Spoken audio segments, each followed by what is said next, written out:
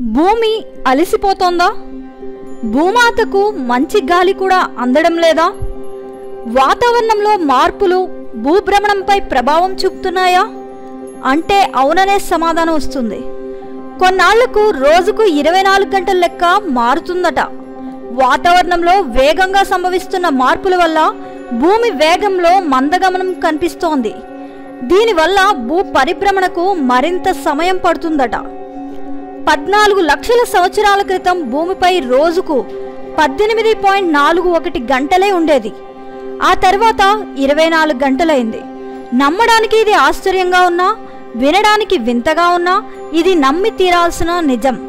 ప్రస్తుతం 24 గంటలుగా ఉన్న రోజు కొన్నాళ్లకు 25 గంటలుగా మారుతుందట.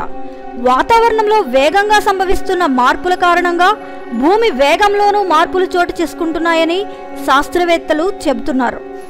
ఇప్పుడైతే రోజుకు ఎన్ని గంటలంటే టపీమని 24 అని చెప్పేస్తాం. కానీ మరో 20 కోట్ల సంవత్సరాల తర్వాత రోజుకు 25 గంటలవుతుందట. భూమి వేగం మందగించడం వల్ల సూర్యుడి చుట్టూ భూమి తిరిగే సమయానికి మరో గంట అదనంగా పట్టే అవకాశం ఉందని, అప్పుడు ఒక రోజుకు 25 గంటలు అయ్యే అవకాశం ఉందని మ్యూనిచ్లోని టెక్నికల్ యూనివర్సిటీ శాస్త్రవేత్తలు అంచనా వేస్తున్నారు.